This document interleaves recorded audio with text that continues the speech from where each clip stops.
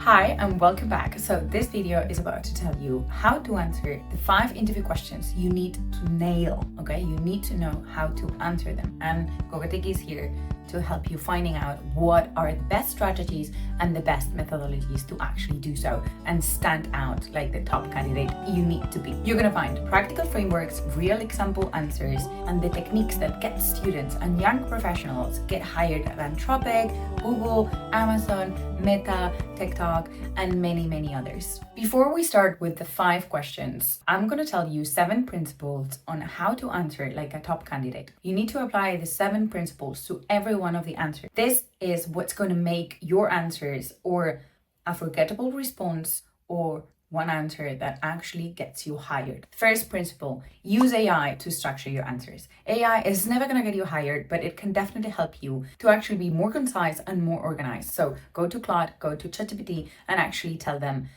what the job description is and to match 5 qualities to the role and to yourself. And many other AI tools is to actually tell them to actually structure them in a concise way under 1 minute per answer, okay? Because simplifying your answer is one of the most complicated things and AI can definitely help you doing so. The second principle is please build a story bank, okay? We have an amazing course that explains you how to build one, which is basically mapping out all the qualities, all the examples that you want to express and then communicate them through the STAR method, which goes back to our principle number 3, okay?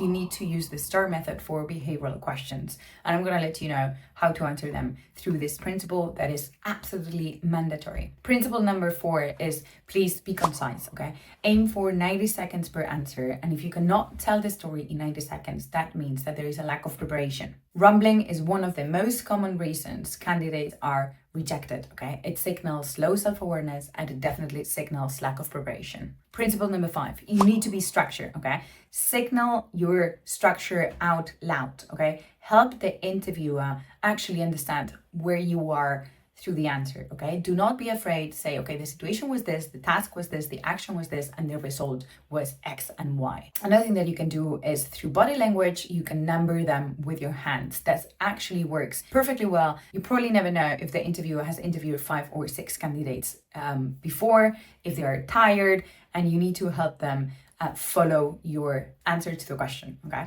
Be engaged for the same reason to be structured, okay? But energy is underrated, okay? So lean slightly forward, vary your tone depending on the answer that you want to give, vary your tone and definitely make eye contact, okay? This is very important to make the interviewer follow you the story that you're actually telling. You can't even imagine how much presence and genuine enthusiasm are competitive advantages. So please use them, okay? And principle number 7, practice out loud, okay? Take a friend, take a family member and record yourself.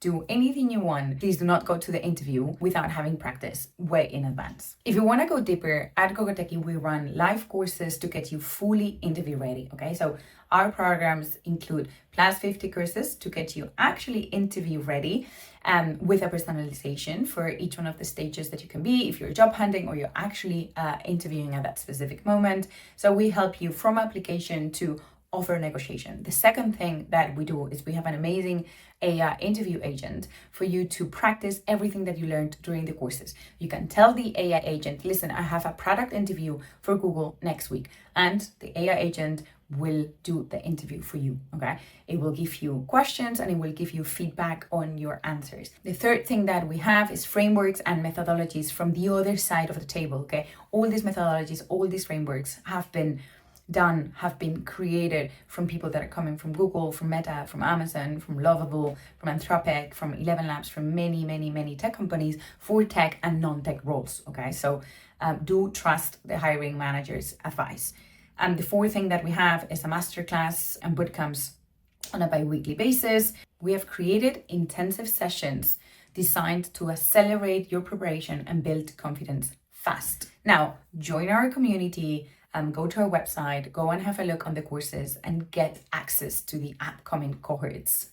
Now, moving into how to answer the 5 fundamental questions. So if we go to question number 1, give me an example of a calculated risk you took when speed was critical. What was the situation and how did you handle it?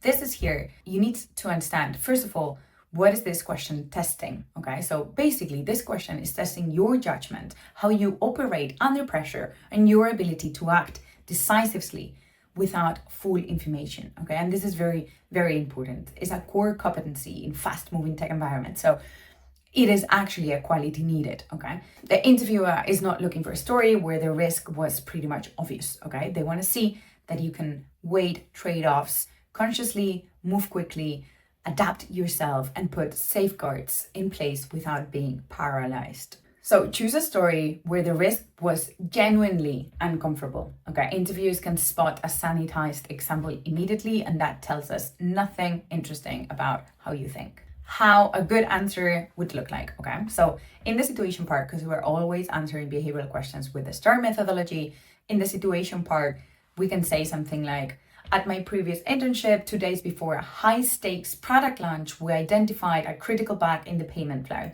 A full refactor would have taken probably a week.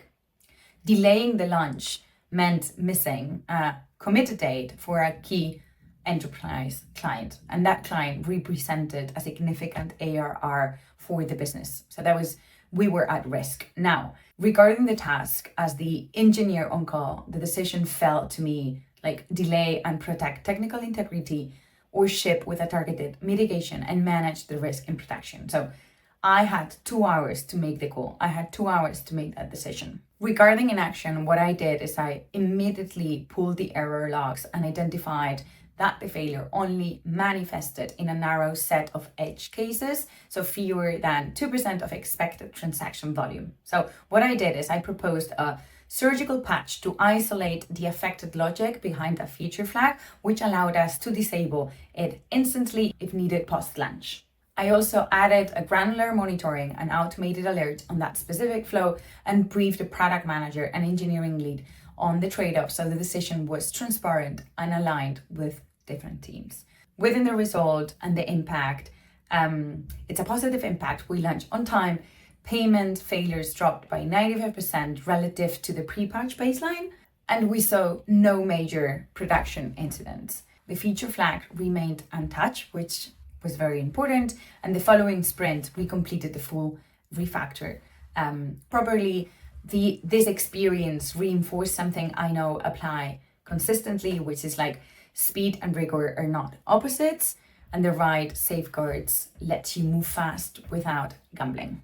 This is just an example, okay? The framework that I'm teaching you is gonna help you for any single role, okay? Here we used a very technical example, but you can use it with sales, with another client, you can use this for product, you can use it with cross-functional teams, you can use it basically for anything that you're applying to. Just make sure that you use situation, task, action, result, that you quantify the impact, that you explain the situation well, that you're concise, that you're engaged, and that your answer keeps under 90 seconds. The question number 2. Give me an example of a time you delivered an important project under a tight deadline. What sacrifices did you have to make? Okay, here, prioritization and trade-off question, okay? The interviewer is explicitly asking you what you cut, so do not pretend the sacrifice that you made had zero impact, okay? They want to see that you can make hard decisions under pressure, that you can communicate them proactively with the stakeholders, and that you own and know the consequences with clarity. So an example of an answer could be, I was leading the delivery of an internal analytics dashboard for a leadership review with a fixed date tied to a board presentation. So the timeline gave us 6 working days from the kickoff to go live with the product. Within the task, I was responsible for the end-to-end delivery. So I was in charge of scoping, prioritization, and making sure the right stakeholders had what they needed for the review. So there was no option to move the deadline. Regarding the action, on day 1, I ran a 30-minute prioritization session with the key stakeholders to align on what was essential versus what was valuable but optional, what was essential versus what was nice to have. So we agreed to ship core KPIs and execute summaries, and explicitly descoped advanced filtering and custom data range visualizations. I documented this in writing, so there was no surprises at the delivery, and I also leaned on existing component libraries rather than building new ones, which saved roughly 2 days of development time. Regarding the result, good news, we delivered on time. The dashboard was used successfully in the board presentation. However, the absence of filtering meant users had to run manual workarounds in the weeks following the review. So that was a friction point I had flagged in advance, but underestimated in practice. I would have pushed for a phased rollout framing from the start, so the initial version felt intentionally scoped rather than incomplete. And I think I learned a lot with this experience on how it changed me on how I used to structure the scope conversations under pressure. Now, question number 3, a very important one. A lot of companies are actually asking this all the time. How are you going to use AI for this specific role, and what tools do you think are going to make you and your team more efficient? This question is increasing, especially at companies like Anthropic, ElevenLabs, or Google or OpenAI, and it separates candidates who actually use AI in their workflows from those who just talk about it. So generic answers are going to hurt you. You need to name specific tools, specific use cases, specific examples, and if you can, a real example of where you have already done this. One tip before I give you an example of a good answer. So if you're interviewing at an AI native company, reference their product specifically, okay? If you're interviewing for Anthropic, using Claude as an example when interviewing is not obvious, it is expected, okay? So not doing so is a missed signal. A good answer would be, okay, so in a role like this, a meaningful portion of time typically goes into research or content creation, stakeholder communication, and documentation. So all high frequency, time intensive tasks that AI can materially accelerate without reducing quality. The opportunity here is to reclaim time spent on low leverage execution and reinvest it in strategic thinking, okay? Cross-functional collaboration and higher quality output. So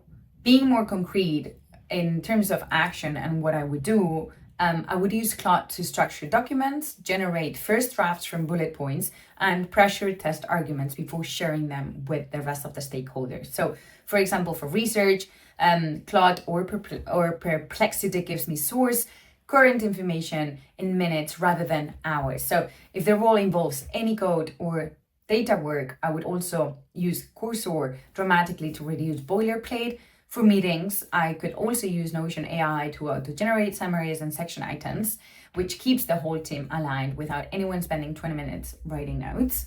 And in my last project, for example, I used this stack to reduce document drafting time by around 35%, while actually improving the clarity and structure of what we shipped. If you're interviewing for Anthropic, for example, just use Claude, but use different examples on how would you use it for each one of the tasks that the role has. Regarding result, the result is less time on mechanics, more time on thinking. At a company like this one, where the pace of output really matters, that compounding effect is significant. So I see AI fluency not as a nice to have, but as a baseline expectation for anyone working in tech in 2026 and beyond. Question 4 out of 5. Tell me about a time that you had to give hard feedback, either upwards or downwards. What happened and how did you handle it? This is a very tricky question because this is testing emotional intelligence, communication courage, and your ability to manage relationships under pressure. Now, the instinct is to pick a safe, low-stakes story, okay? Resist it. The harder the situation, the more it reveals about your character, okay? The interviewer is looking for directness combining with genuine empathy, not one at the expense of the other. As a tip, avoid stories where feedback was clearly guaranteed and the other person agreed immediately, okay? This is not hard feedback. That is just a conversation. The best answers involve real discomfort. You need to make sure that you're capable to actually communicate those. All of us have had hard conversation in the past. Make sure that you take the example and you communicate it in a very genuine way that shows empathy with directness. A good answer could be following the STIR method again. So on this situation, I had to give feedback to a teammate whose deliverables were consistently missing deadlines by small margins, but it was repeated. So it was starting to create downstream pressure for the rest of the team. So we had a very good working relationship, which made it even harder. So I did not want to damage something that was genuinely productive. regarding the task, what I did, I made the decision to address this directly rather than escalate it to a manager, or let it quietly accumulate and affect our work. It was not my formal responsibility to manage this person, but I did feel responsible for the team's performance. So regarding the actions that I took, was I prepared by writing down the specific examples with dates, data. I gathered all the data with the dates and the downstream impact each one had created. So I tried to keep it factual, not personal.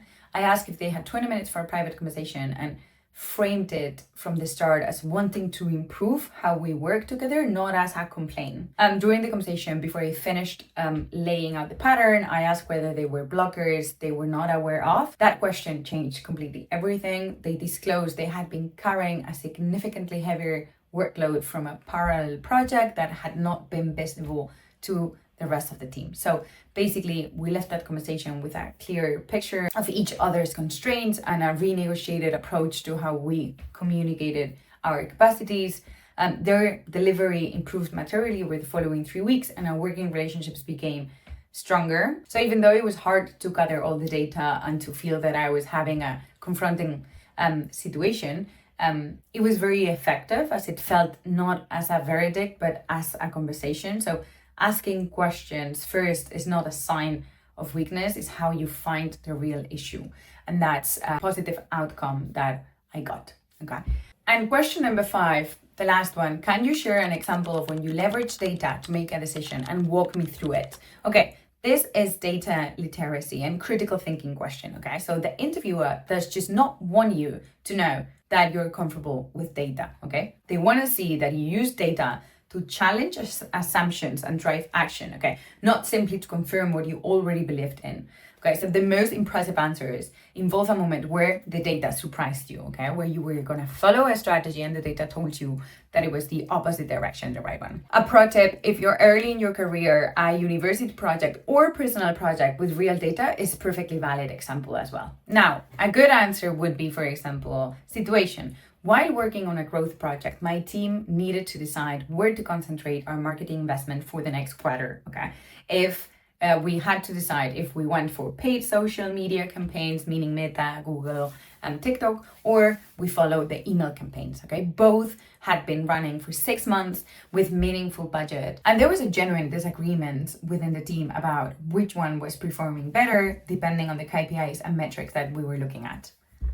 Now, my task there was that I was responsible for pulling together the analysis and making a recommendation to the team lead. The decision was very tough because it would directly influence how we allocated a 6-figure budget.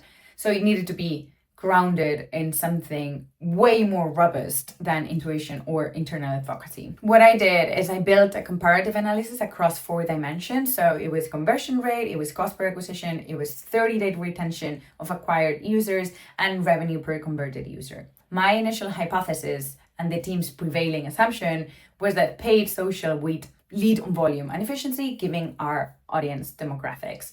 But the data told us a different story, okay? So email campaigns had a conversion rate 2.4 times higher and a cost per acquisition 38% lower than social. So I stress tested the finding by, segmenting the data by audience, cohort, and acquisition period to rule out confounding factors. And the pattern held across every single thing that I did. So basically, the result was easy, the data was there, and it recommended reallocating 60% of the paid social media budget into email. The team lead pushed back initially. The finding contradicted months of internal assumptions, so I walked through the methodology transparently until the logic was clear. And we made the shift.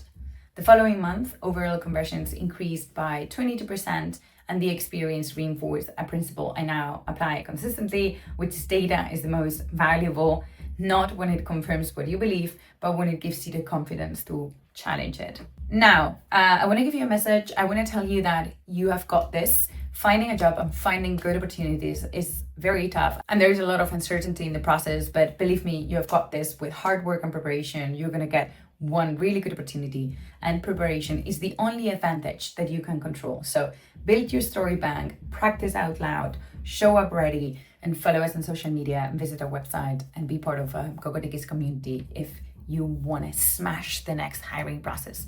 So, bye.